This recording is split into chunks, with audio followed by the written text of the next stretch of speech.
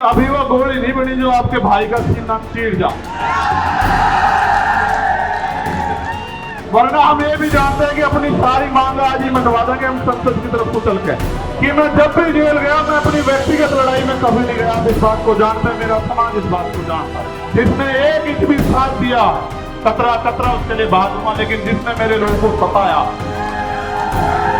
मुझे गर्व है कि मैं गरीब समाज में जन्मा था।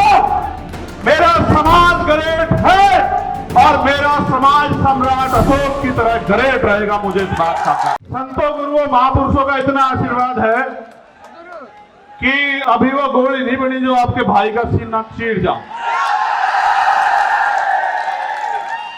देखो, मैं आपको कुछ बात बताना चाहता हूं। भाषण तो मैं आपको बहुत दिनों से दे रहा हूं, मुझे इस मंच से एक संदेश देना है।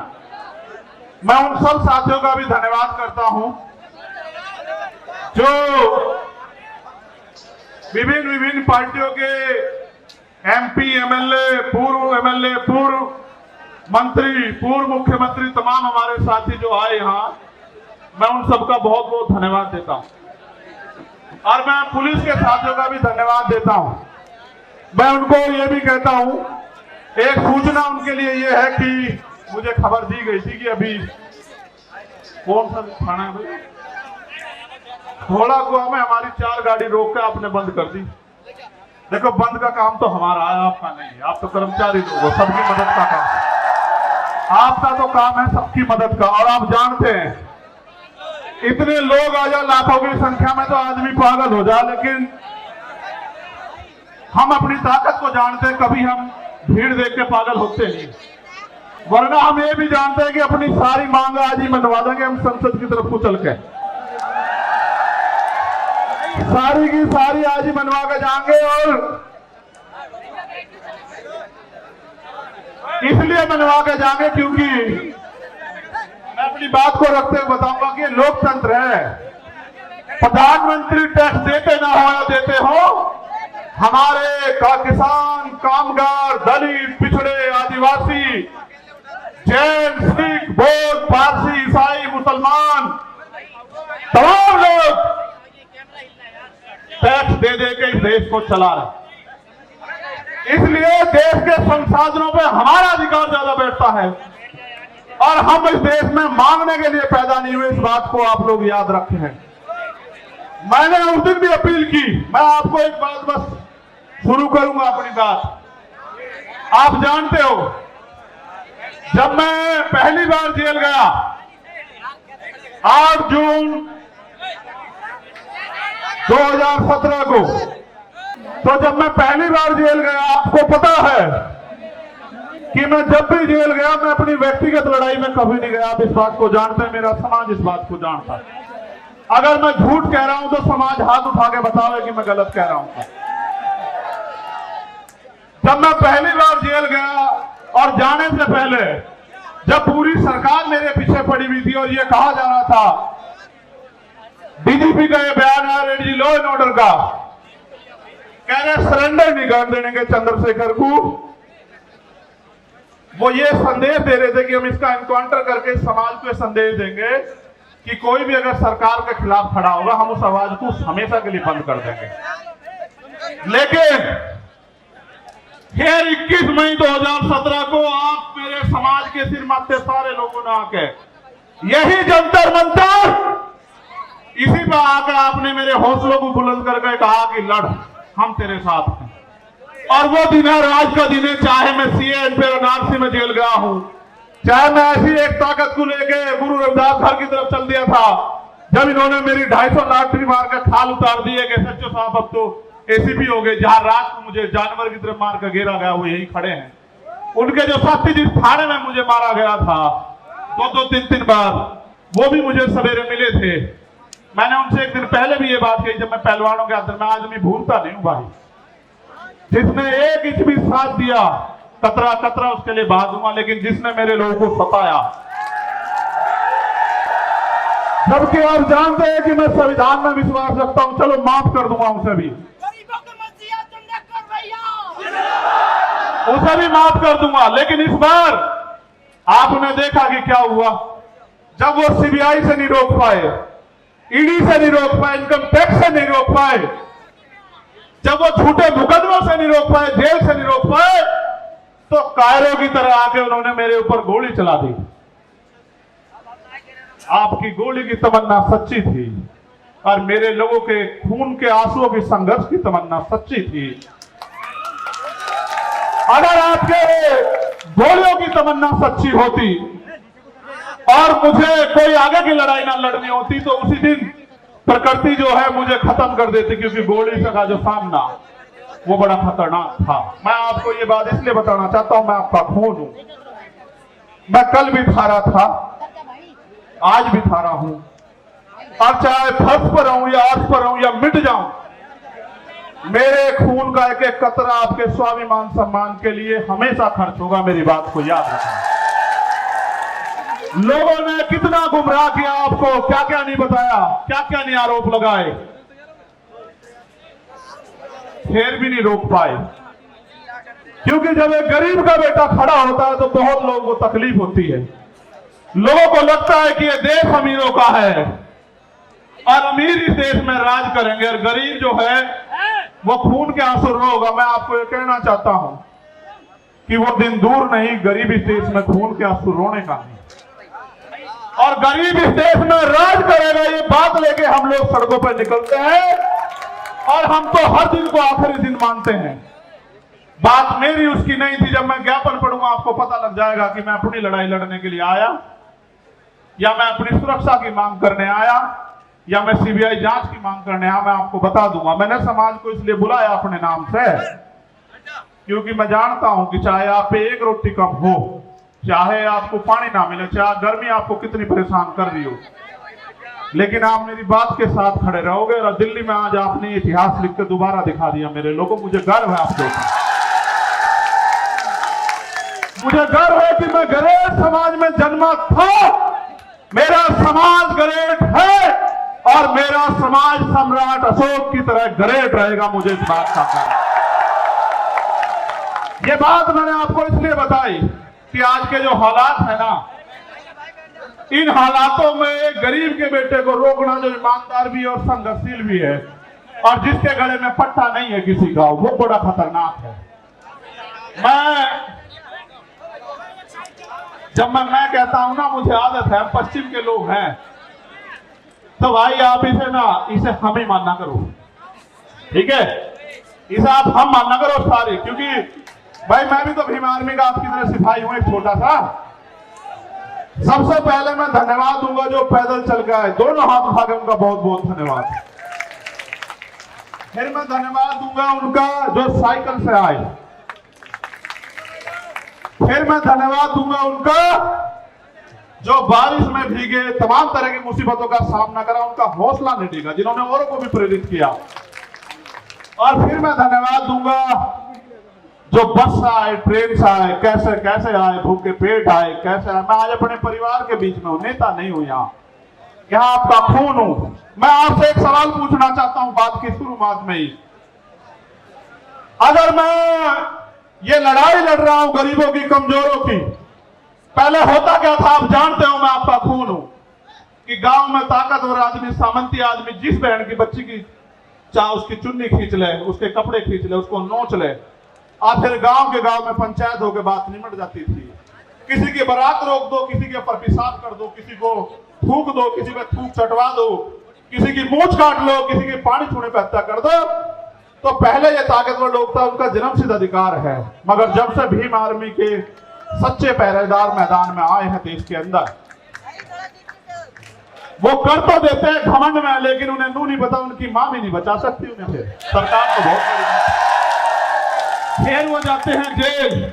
जब वो जेल जाते हैं तो वहां बैठ के वो सोचते हैं कि हम किसकी वजह से जेल जा रहे हैं।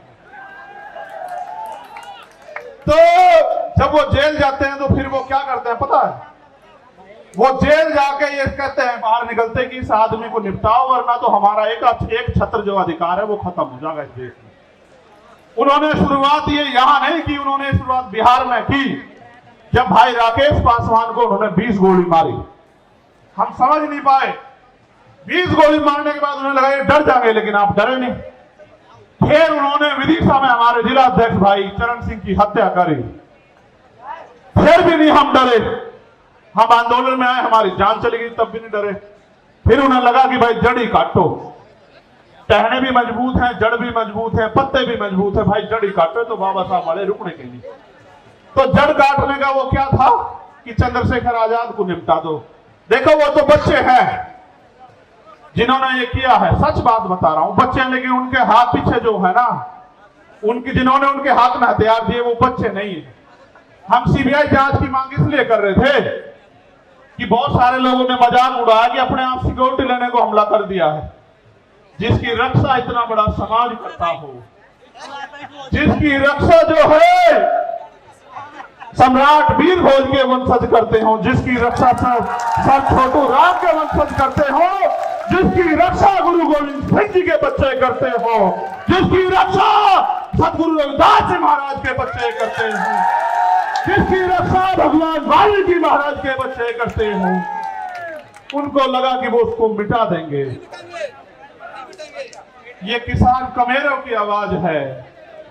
ये मिट्टी का भले ही हो, लेकिन इसके लोगों ने इसे बड़ा ताकतवर बना। ये एमपी एमएलए भले ही ना हो, लेकिन ये अच्छी अच्छी सरकारों का गला पकड़ने का दम रखता है। ये बात सब लोग जानते हैं।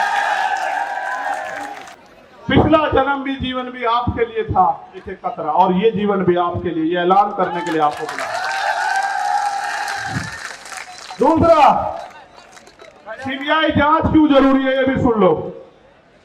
जो लोग ये कह रहे थे सुरक्षा के लिए गोली चलवाई या करा, तमाशा बना रहे थे, उनको आदत है मुझे नीचा दिखाने की, आदत है उनको, क्योंकि उन पे ये गरीब का बेटा पच नहीं रहा भाई, ये कमेरी माँ का बेटा पच नहीं रहा उन पे। तो मैं भी उनको बता देना चाहता हूं कि हो सकता है आपके मालिकों के हाथ भी इसमें शामिल ना हो, इसलिए मैं इसकी सीबीआई जांच चाहता हूं कि मेरे जान से ज्यादा, मेरी जान से, मेरे लोगों से ज्यादा दूसरों को कुछ प्यार हो गया है, वो क्यों मेरी जान लेना चाहते हो। तो प्रकृति के आशीर्वाद से, आप भाइयों के सहयोग से, प्रार्थनाओं दुआओं से मैं आपके बीच में, वरना ऐसा भी हो सकता है कि आज यहाँ आप इकट्ठा तो होते, मेरी तस्वीर लगी होती और आप रो रहे होते कि भाई हमारा भाई चला गया।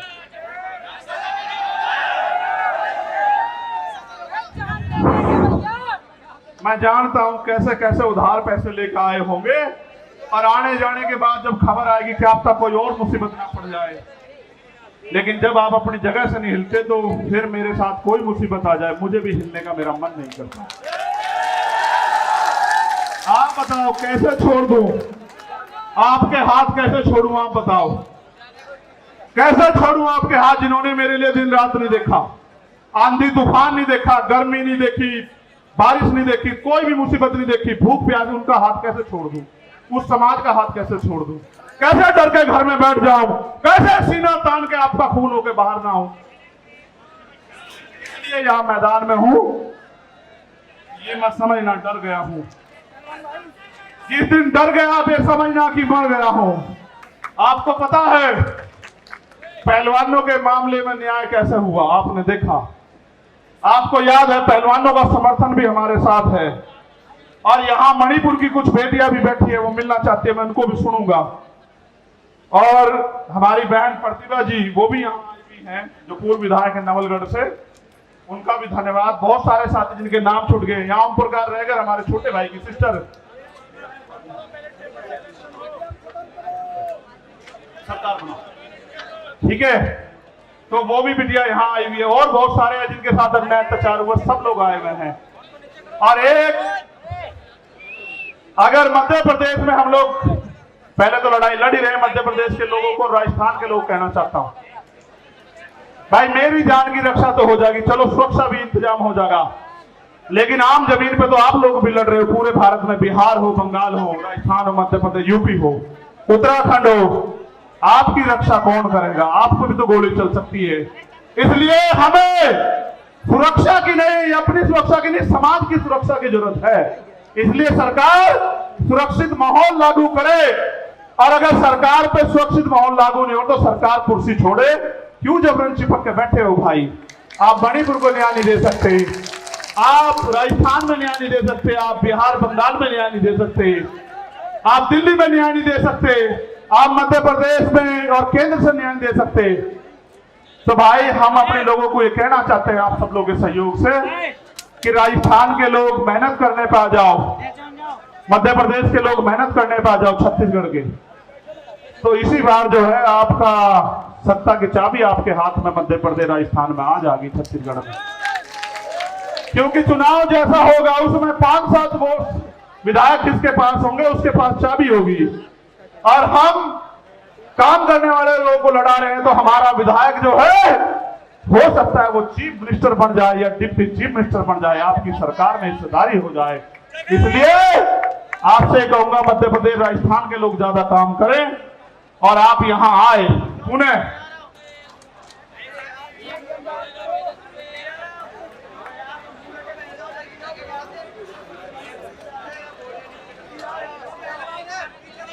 देखो भाई, हाँ ईवीएम के खिलाफ भी ये कह रहे हैं। मैंने गाने में वो संदेश दे दिया था कि ईवीएम का इलाज भी हम ही लोग करेंगे, हम ईवीएम के भी खिलाफ हैं। अब मेरी आखिरी बात सुनो जो बहुत जरूरी है।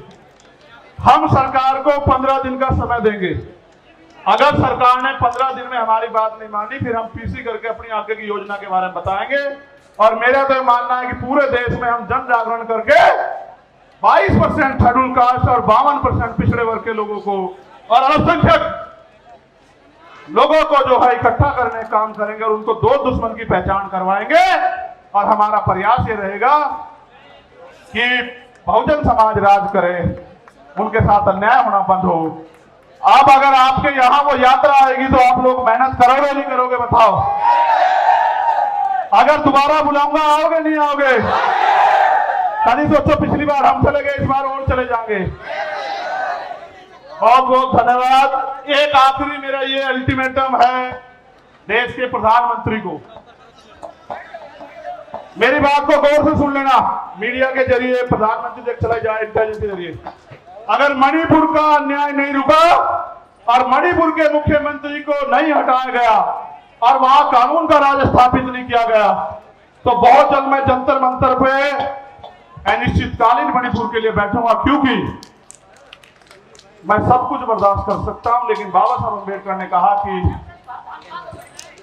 किसी भी देश की तरक्की का पैमाना और देश की महिलाएं हैं और हम प्रथम रंगते भारतीय हैं।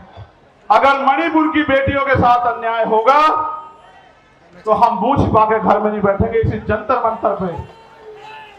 मैं चाहता आपको रामलीला मैदान भी बुला लेता, पता है इसलिए बुलाया कि जंतर मंतर का इतिहास है। आपने 21 मई को मुझे ताकत दी और ये वो धरती है जहां पहलवान बेटियों पे लाठियां चलाई गई। उस दिन मैं नहीं रह के जख्म का हिसाब करने के लिए मैंने आप लोगों को यहां बुलाया। बहुत बहुत धन्यवाद। जय भीम, जय भारत, जय मंडल, जय जोहार, जय संविधान। हमारी एकता जिंदाबाद।